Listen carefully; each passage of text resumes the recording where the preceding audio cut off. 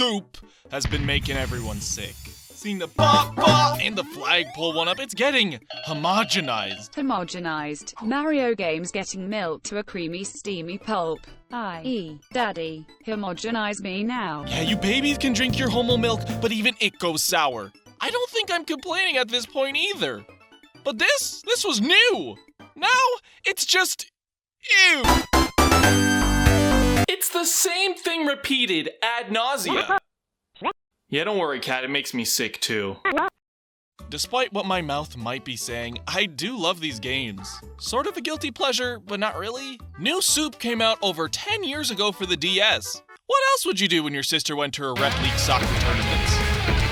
The series brought what was so good about old school Mario to a new generation on a portable console. It had jumping, coins, bridge Bowsers, and world maps. You do an eye exam and say, hey sir, do you know what that is? It's a Mario.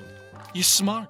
However, the series also built on what older 2D games popularized and refined them. Levels have distinct themes and set pieces. You got several phases of these ideas that present, develop, and conclude the ideas, all in one level. But, just as Blue's Clues teaches us, just because a formula is good, it doesn't mean continuing it is the best idea. The Nintendo Wii. Home of your favorite motion control games, except this one didn't have it. There were less motion gimmicks in this game than you could shake a Wiimote at. However, I do have fond memories of this game, and I'm sure many of you do also. It was one of the best-selling Mario games on the Wii, and by extension, all time. But levels improved on design. There were new mechanics and items. There were 4 players. Out of all my memories, my favorites were the ones where I was playing with friends through the story until we got to Bowser. Getting 3 people to do anything together for that long is an achievement in itself. Oh, and hey buddy, I did not complete this game. I have some 3DS issues. But then all there is left is this one, New Super Mario Bros. U. In my opinion, this game, at the time when it released it. Oh! Okay! Seriously, I thought if they were going to re-release a New Soup game, that'd be like New Soup All-Stars. We eat soup, you eat soup. It'd be a soup kitchen out here with all these games. But, you know, I thought they would update the graphics on both the Wii and the DS and 3DS titles. Give us the minigames back. Luigi's Poker, huh? No!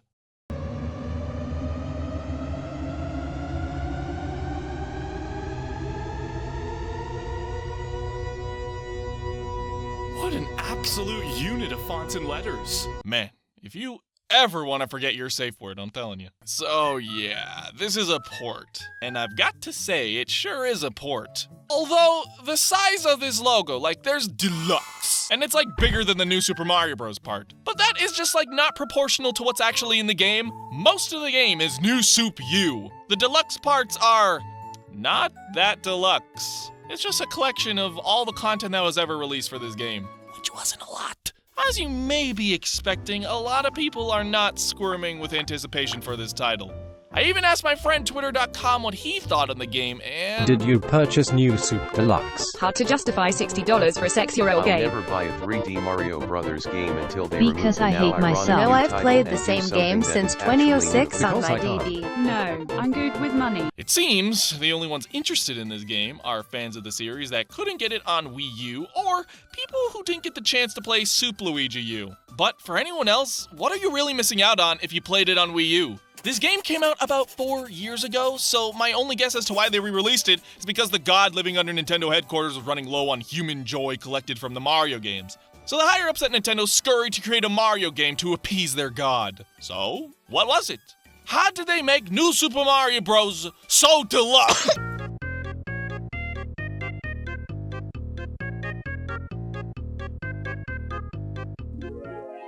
Alright, you can copy my homework, just change it a little. I suppose this really is the newest thing about this old new soup. Look! Ooh, Toadette.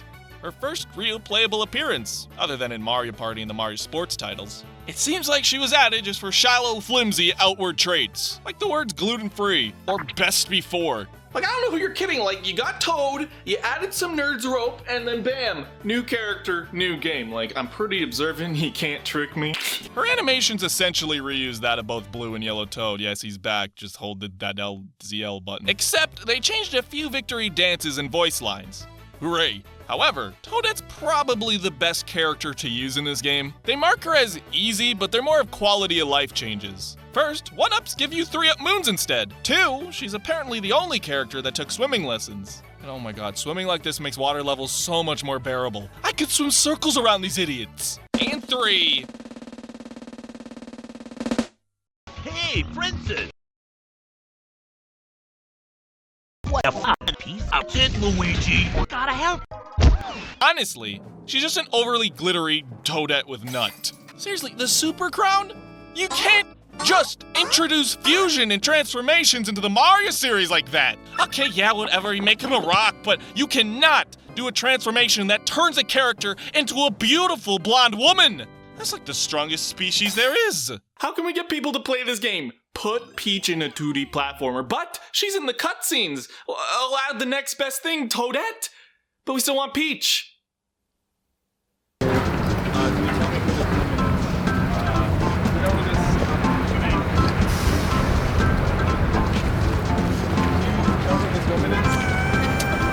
Incorrect, sorry.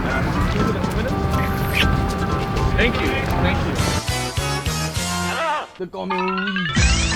As I said, Toadette and Peachette offer the best moveset out of all the characters in this game. So essentially this game is now Toadette's Nutty Adventure, and I'm cool with it.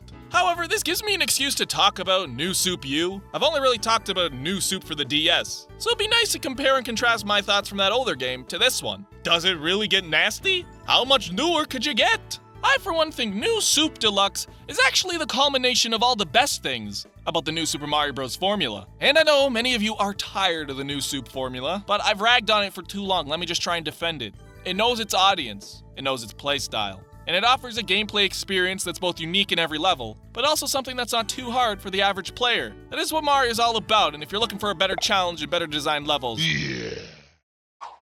this channel's missing a lot of dong. First off, an alphabet soup of level design. Building off of the old stuff, I actually think it's pretty damn good. And I'm not playing around. Mario's obviously less razor sharp with its error margins, like say how DKC or the Crash games are, but something about the gameplay is easy to pick up for both new and experienced players. And for those experienced players, there's the challenge of the star coins.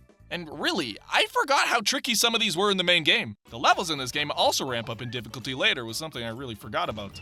And this is really true if you do go for all the coins, especially with my dumbass. Which is why, out of all the new Super Mario Bros. Games, I think this one offers the most. In terms of level and challenge diversity. What do I mean? Well, the levels were always fresh and interesting.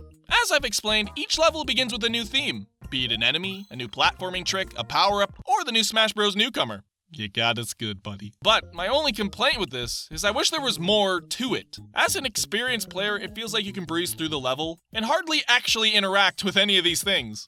Like, they were short-lived. I miss you, Bramball. That's what I mean, you forgot all about him. That's kind of the downside to the simplicity of Mario games. These genuinely interesting concepts get shafted for the beginner players. Now that I think about it, I guess that's why they made Soup Luigi U. It gives us a bit more to sneeze at, but it's not a main game. But replaying this game and seeing all of these concepts and mechanics, I very much am anticipating a Mario Maker 2 with all of this. Also, this game has an expansive list of... Wait, you're in this game? Yeah, I completely forgot these older power-ups were also in this game. Feels like they're really well hidden. Oh, but when you do get them, you say, wow, that's useless. Because honestly, a lot of the newer power-ups are better. Who the heck wants a propeller shrimp when I could be an original character? Ugh. But the point of many of these items are to prevent access from certain areas that often hide secrets and goodies. And that's all I would say about it, but no! Why in the name of Soda Jungle do you have clearly challenging areas to get to that you can only get to with a certain item, so you make me get that item to go to it? For what? Coins. You lead me to these areas with coins and reward me with coins. What? New Soup 1, if there was a painstaking area you had to get to, it felt rewarding because you got a star coin or a secret. But here it's like, thanks, I feel more worthless. Okay, I get getting the star coins because you feel that screen, it's like, but when you're guided to things with coins and you're rewarded for finding things with coins, what is the point? What is the point, actually? I figured it out. If you get coins, they give you an applause. So, summary, this game was actually good. It was Mario, 4 years ago though, so, we kind of want a new Super Mario Bros, except it's not in the new Super Mario Bros series, just a new form of Super Mario in a new game. So can we talk about Peach Ad again? Do you not understand the implications of this? Sure, okay, in the actual games, no one else can touch the crown except for Toadette. But what if all these other Toads have their own specific crowns that turn them into humans? What if Bowser's just a Goomba that put on a crown? Like, who do you think you are? Nobody at all in the Mushroom Kingdom seem at all surprised about this. Especially when that means the crown of the kingdom could be a Toad imposter. The manual of Super Mario Bros. Even suggests that all the mushroom people got turned into objects and enemies with magic. Maybe Nintendo likes trickling out lore over decades, yeah. In 100 years, Mario's actually gonna be an alien that's a sci-fi thriller. I don't think any part of a game has ever shaken up the lore of a series this much. Yes, there's no possible way that people will get carried away about an item that turns characters or objects into beautiful blonde women.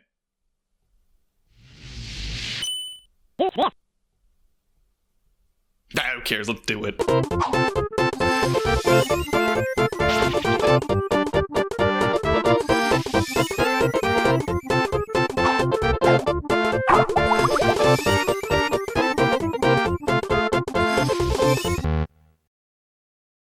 Well, those were the only things I actually cared about, so let's go put this away. Oh, shit!